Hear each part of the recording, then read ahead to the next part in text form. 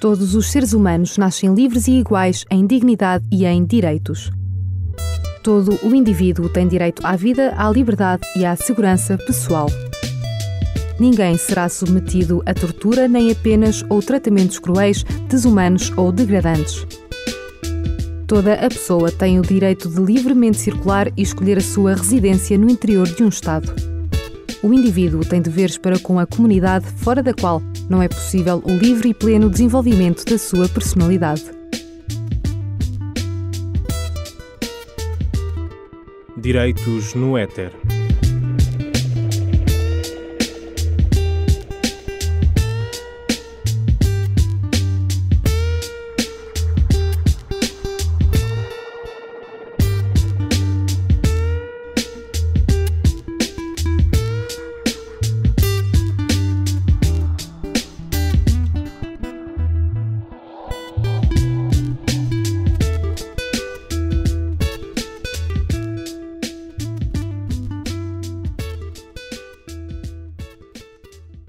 Morreu Margaret Thatcher, a primeira e única primeira-ministra do Reino Unido, fez mexer o mundo e mesmo depois de morrer deixou ódios e paixões. Não foi consensual.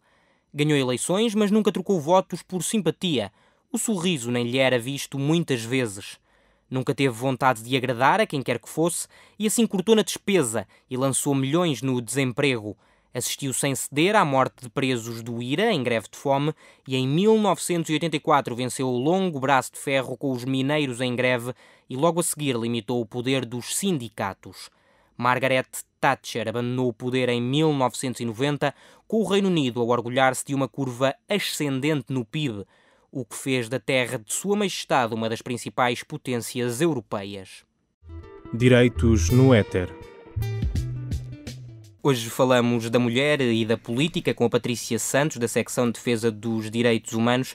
Olá Patrícia, Margaret Thatcher não dava especial importância ao facto de ser mulher e de ocupar um cargo de poder. Ainda assim afirmou que quando uma mulher está em condições de igualdade com um homem, torna-se superior.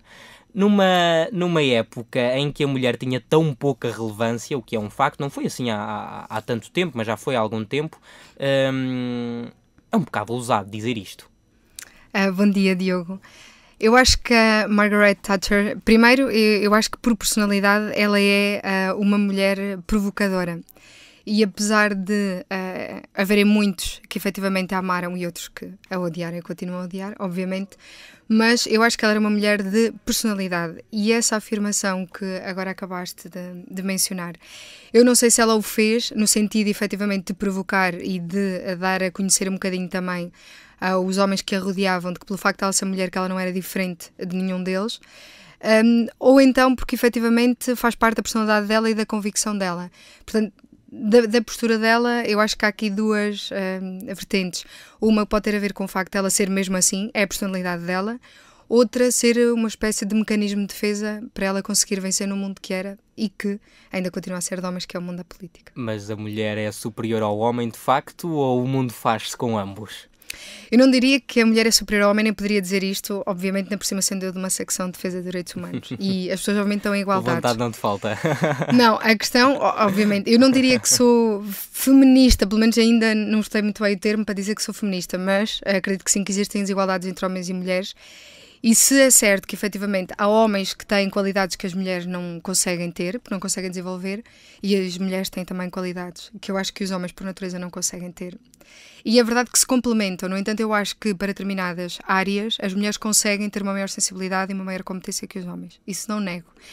E na questão da política, embora as mulheres, efetivamente, isso está comprovado, que as mulheres participam muito pouco na política, nomeadamente assumem muito poucos cargos públicos, a verdade é que eu acho que faz falta uma visão mais feminina do mundo e da política. E eu acho que em determinados setores, nomeadamente, e voltando para o caso português, que é aquele que se calhar nos interessa mais, em determinados ministérios, sim, uma visão feminina das coisas, se calhar, seria uma mais-valia para todos nós. Uhum. Para que atualmente se consigam colocar mulheres na política, temos a ideia de que as cotas ajudam muito. Achas que sem cotas a política era feita sem mulheres? Bem, esta questão das cotas remete-nos para a questão da lei da paridade, que eu acho que é, aliás, uma lei muito interessante. E eu vou só ler uma pequena parte, pronto, que é para termos a noção de que efetivamente a lei diz expressamente, portanto, que nas listas para a Assembleia da República, para o Parlamento Europeu e autarquias locais, que devem ser compostas de modo a assegurar a representação mínima de 33% de cada um dos sexos, o que significaria que haveria aqui uma igualdade de géneros em termos de representação política. Pela pesquisa que eu fiz para este programa, é verdade que isso não acontece e a maior parte dos partidos nem sequer respeitam esta exigência, que é uma exigência legal. Obviamente que a ter que acontecer assim, claro que esta medida não posso negar que o objetivo principal é exatamente esse, assegurar que há uma igualdade por parte das mulheres que de outra forma não sei se existiria. Mesmo havendo a lei, está comprovado na prática que não se respeita. Portanto, posso dizer que sim, que se não houvesse a lei, se mesmo havendo não se respeita, se não houvesse a lei, obviamente também não se respeita. Mas as cotas não podem ser prejudiciais para a política, como qualquer outra imposição. Estamos aqui a impor a existência de sexo feminino e sexo masculino em igualdade numérica na própria Assembleia, digamos assim, na constituição das listas para os cargos de poder. Uma imposição, será que é a melhor forma ou devíamos esperar mais um pouco para que a sociedade mude? Ou estamos a dar um empurrãozinho para que a sociedade mude? Eu acho que sim, eu acho que é um empurrãozinho e eu, como estudante de Direito, há uma questão que eu acho que é muito interessante, é que se muitas vezes a lei tem de refletir a evolução da nossa sociedade, muitas das vezes tem de ser a própria lei a dar esse tal empurrãozinho que referiste. O mesmo, por exemplo, aconteceu com o casamento homossexual. A sociedade portuguesa não estava preparada, no entanto teve que ser a lei a dar este passo. E obviamente que poderíamos esperar, e de forma voluntária, para que a própria sociedade política, nomeadamente a questão dos homens, se apercebessem que é importante a presença feminina. A questão é que não sabemos quanto tempo é que isso demoraria, também não sabemos se algum dia existiria.